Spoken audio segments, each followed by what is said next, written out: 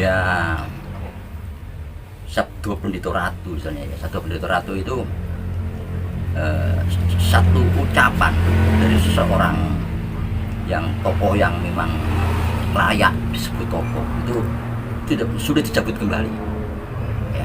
Jadi akan terjadi.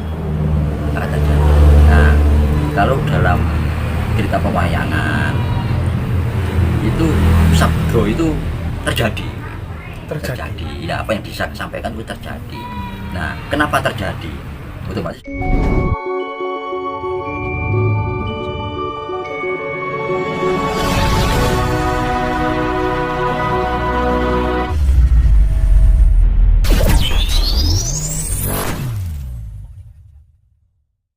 fakultas hukum ya, cuman nggak sempat sampai selesai, hanya sekitar 4 semester.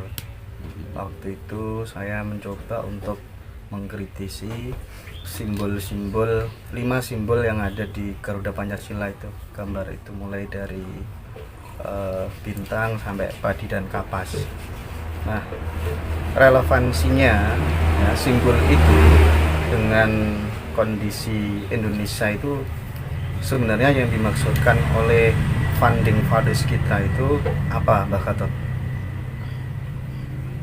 Gambar itu mulai dari bintang, simbol-simbol itu kan sudah dijelaskan di dalam sila-sila, 5 dalam sila-sila itu.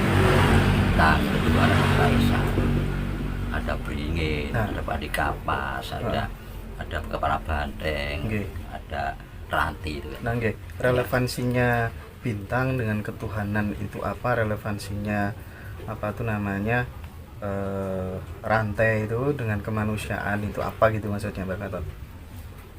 Itu harus kita menerangkan satu persatu, sila per sila jadinya itu. Oh. Iya, jadi ketuhanan yang Maha Esa kenapa dengan bintang. Terus ada simbol tentang kemanusiaan. Simbol tentang kebangsaan. Ya, itu termin khusus. Kerakyatan, iya, itu khusus menerangkan Pancasila. Oke. Itu. Siap. Selanjutnya begini, Mbak Gatot. Kalau tadi Mbak Gatot sempat menyinggung tentang dunia pewayangan ya. Dunia pewayangan itu kan penuh dengan apa tuh namanya, sanepan-sanepan. Saya teringat bagaimana seseorang anak muda yang hobinya bertapa, namanya adalah Gutama, yang kemudian menikah dengan seorang bidadari, siapa ya, Dewi Indadi kalau nggak salah, kemudian menggantikan posisi ayahnya Prabu Saloka di kerajaan Krestina atau mana itu. Nah, yang ingin saya tanyakan, Mbak Gatot, orang yang ahli semedi sampai seluruh kerajaannya itu kemudian tidak diopeni, hobinya masyarakatnya kemudian setiap hari adalah bertapa terus. Tapi setelah kemudian ada Cupu Manik Astagina, semuanya rusak lah. Istrinya disabda jadi reca, Guarsa dan Guarsi disabda jadi monyet karena rebutan apa tuh namanya, Cupu Manik Astagina itu, termasuk kakaknya Dewi Anjani gitu. Sesungguhnya makna filosofis daripada Cupu Manik Astagina itu apa sebenarnya, Mbak Gatot? Itu yang pertama. Yang kedua, orang yang ahli semedi bertapa seperti itu ternyata hancur gara-gara Cupu Manik Astagina. Apa yang bisa kita ambil, orang-orang yang ahli semedi apa yang harus diwaspadai? Gitu, Mbak Gatot. Nah, di sini berarti saya harus berpegang kepada semedi yang pengertiannya sebagaimana yang pernah saya jelaskan ya. Ada sisi kepasrahan total, ada sisi pengakuan, juga ada sisi mohon ampunan dan terima kasih. Jadi kami bedakan antara hening dalam bentuk semedi dan hening dalam bentuk yang lain. Yang lain di mana orang itu hening diisi dengan permohonan, hening diisi dengan satu tujuan. Kalau semedi itu kan pernah saya terangkan tanpa ada permintaan. hanya kepasrahan aja, kepasrahan. Kita tidak lagi berpikir tentang permasalahan, tidak berpikir tentang bagaimana kita ini menghadapi masalah, tapi kita langsung pasrah aja. Nah, memang pengertian semedi semacam ini itu biasanya kalau di dalam sejarah Indonesia juga termasuk pewayangan, cerita wayang yang digubah oleh Jawa. Itu kalau sudah berbicara tentang semedi dalam arti kepasrahan, itu dibedakan dengan betapa walaupun di situ ada semedinya, ada healingnya, ada meditasinya, yang didasarkan pada permintaan. Seperti halnya Arjuna bertapa supaya mendapatkan senjata yang bisa menjadi andalan yang mampu dipakai untuk mengalahkan lawan-lawannya dalam perang Bratayuda. Ini kan permohonan juga ini. Ada permohonan. Nah ini. Tapi kalau sudah dikaitkan dengan kepasrahan total, nah di sini menarik kalau kita memakai salah satu rujukan itu dengan Hukumani Astabhina. Sebab begini, ini mohon maaf kepada para bini sepuh, para ulama misalnya ya, dari segala agama. Itu yang selama ini memang keyakinan terhadap bahwa adanya mikro kosmis dalam diri kita dan makro itu sama, materinya sama, dan bahkan kalau boleh kami bukan lancang, yang mana sudah saatnya, dan ini bukan rahasia yang seperti dulu lagi, bahwa Jagat Raya ini dalam lagu semedi menjadi disederhanakan, gitu ya. Jagat Raya menjadi disederhanakan, menjadi dimikrokan, nah, dalam bentuk Jubumani Astabhina ini. Makanya disebutkan di dalam Jubu ini ada segala macam ada, ya. Gambaran, berita, informasi, indah. Iya. Informasi tentang berita apa saja ada di sini.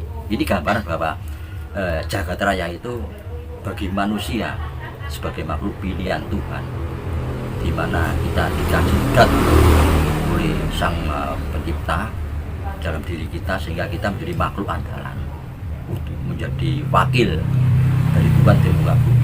Otomatis mempunyai dikasih kelebihan seperti itu untuk meringkas kita bisa jawabnya meringkas ya Jagat Raya ini. Nah itu digambarkan dalam wayang itu Hukumani Astabhina. Nah tapi di dalam cerita yang disampaikan oleh Mas Indra tadi itu ketidakmampuan dari seorang manusia, beberapa orang yang sudah diberi karunia semacam itu, sehingga terjadilah malapetaka. Menjadi kera, hanya raup saja menjadi bermata-kera, lalu kembali pulih seperti sedia kala kalau sudah akan menyiksa raga. Jadi bertapa dengan menyiksa raga sekian ratus tahun, sekian ribu tahun, itu kembali ke asli jati dirinya. Itu kan karena ketidakmampuan. Nah ini menunjukkan gambaran bahwa betapa rumitnya. Jadi berapa tidak boleh sembrononya orang laku semacam itu kan itu kan.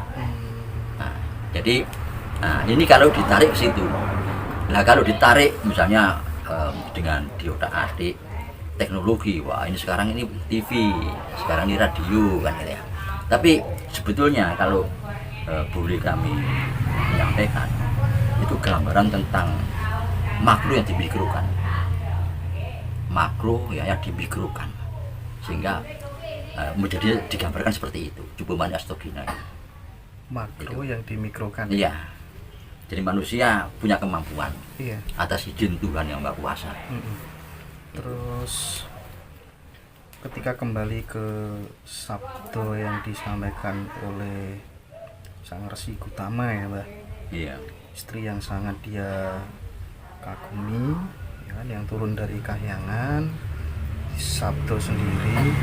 Itu sebenarnya yang ingin disampaikan apa? Apakah kemudian orang yang pelaku jalan-jalan keheningan itu setiap ucapannya akan mudah menjadi kenyataan, ataukah memang zaman dulu itu sabdo itu memang benar-benar bisa seperti itu, bisa menjadi batu, bisa menjadi kera, ataukah kemudian ada nilai-nilai pesan moral secara eksplisit dalam perspektif yang lain kira-kira?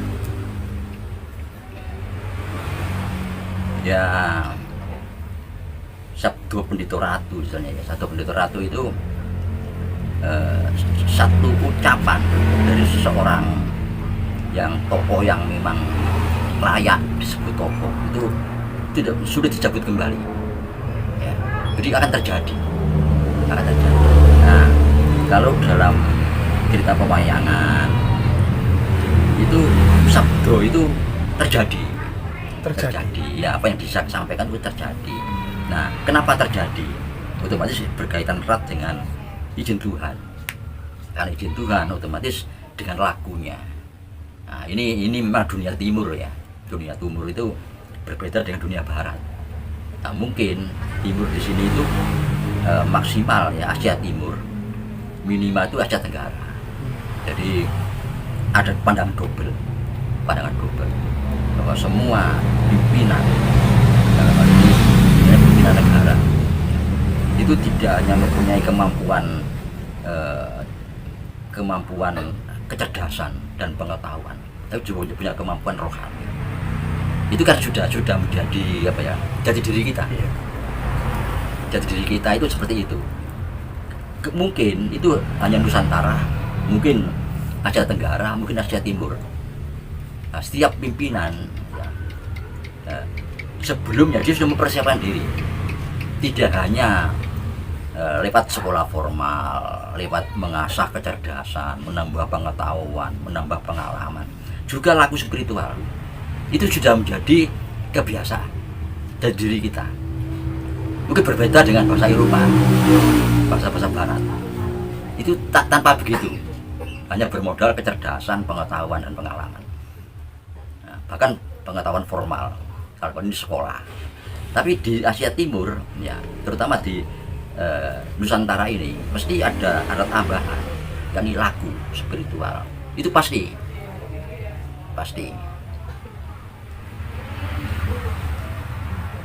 Berarti bisa kita tarik sebuah kesimpulan, apa Mbak Gatot? Orang yang sedang laku seperti itu yang harus diwaspadai apa?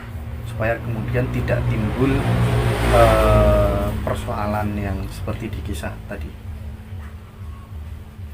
Ya, otomatis mempunyai kekuatan mental dan dedek gitu. Jadi umpama untuk berbuat salah itu tidak berani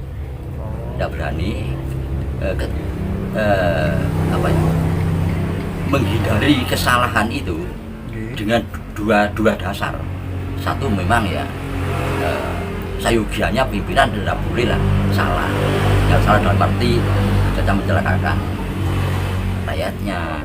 Dan kedua, karena memang dia orang laku, harus sabar ya, dihantam bagaimanapun juga harus bertahan. Karena itu sudah tekadnya. Karena semakin tinggi pohon, iya, semakin dihantam semakin sabar, harus tenang. Ini sudah pantangannya. Ini makin puncak makin berat.